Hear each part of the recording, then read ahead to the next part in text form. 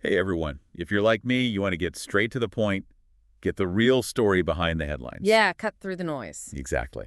And that's what we're doing today. We've got some pretty big news coming out of the Los Angeles Lakers organization. We're diving deep into a major announcement concerning their front office, specifically Rob Pelinka. We've basically gone through the reports, mainly looking at a piece from Yardbarker that originally came from Hoops Rumors to pull out what really matters. That's the plan. Understand the details, but also, what this signals for the Lakers going forward. Okay, let's jump in. Hmm. The big news, the thing everyone's talking about, revolves around Rob Pelinka. Right. So the core announcement, reported first by Jovan Buha over at The Athletic, I think via Twitter, Yeah, that sounds right. is that Pelinka didn't just get a contract extension, he also got a promotion. A promotion. Okay, so what's the new title? He is now the president of basketball operations and general manager. Oh, wow. President and GM. That feels significant, holding both top spots. It really does. It consolidates that leadership. And, Lakers Governor Jeannie Buss put out a statement, too. Oh, yeah. What did she say? Well, let me pull up the exact quote here. She said, "For 8 seasons, I have relied on Rob's vision and leadership. I value his partnership and professionalism and believe in his ability to deliver championship-caliber basketball."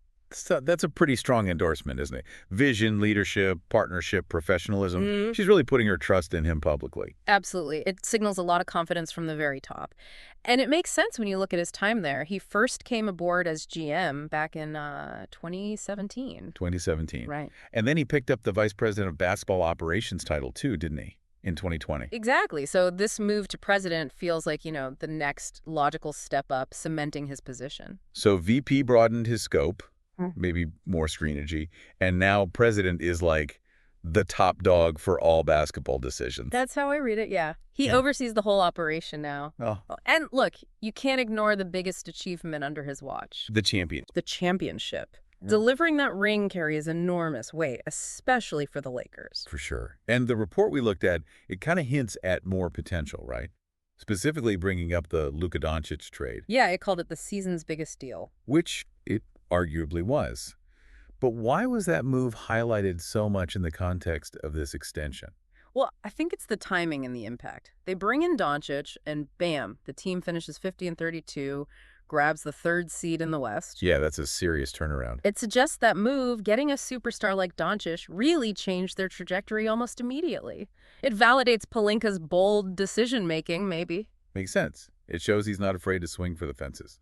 But let's not forget, he's made other huge moves. I mean, bringing LeBron James to LA in 2018. Oh, absolutely pivotal. You have to remember the context. Post-Kobe, the Lakers needed, they needed the guy. Right. Not just a star, but someone to build everything around again. Exactly. Getting LeBron basically jump-started their whole rebuild, made them relevant, made them a destination again.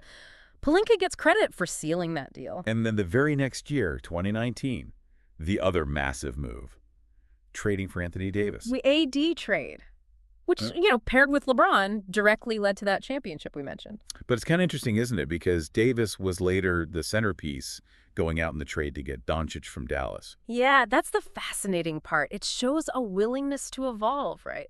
AD was crucial for the title, no doubt. Absolutely. But trading him for Doncic suggests Pelinka's looking at the next 5-10 years, prioritizing a younger cornerstone, perhaps. It's a bold strategy. Definitely. Not getting sentimental about past success. Okay, so that's the front office stuff. What about Pelinka himself, his background? Well, he's 55, Hmm. and interestingly, he actually has championship experience as a player. Oh, really? Yeah, he was part of that Michigan team that won the NCAA title back in 1989, the Glenn Rice team. Wow. Okay, so he's seen it from the court level, too? Right. And before he even joined the Lakers front office, he had a whole other career. He was a prominent sports agent. Ah, right. I remember that. He represented some big NBA names. Several prominent stars, yeah. How do you think that agent background plays into his role now as president and GM? Does it give him an edge?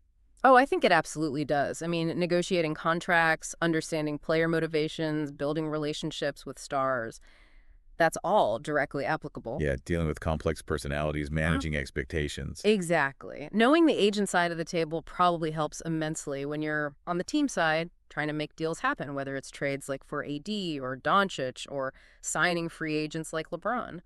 Okay, so let's try and wrap this up. If we boil it all down, what's the main takeaway from this Pelinka extension and promotion? I think the clearest message is stability and confidence. The Lakers brass, Jeannie Buss, they're doubling down on Pelinka. Right. They believe he's the guy. Yeah, especially after landing a talent like Doncic, this move says, okay, we've got our star, we've got our leader in the front office, let's go win more championships.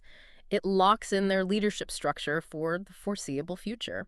So the past success, like the title and getting LeBron, is part of it, but this feels very much about the future with Doncic now in the fold. Precisely. It's an endorsement of his vision moving forward with this current core. That kind of stability, you can't underestimate its importance in the NBA. Okay, so something for everyone listening to chew on. With Pelinka locked in as president and GM and Luca Doncic as the clear face of the team on the court, what does this combination really mean for the Lakers' chances of winning another title, maybe multiple titles, in the next few years? And, how does having that front office stability potentially change how they operate long-term against all the other tough teams out west? Yeah. Something to think about.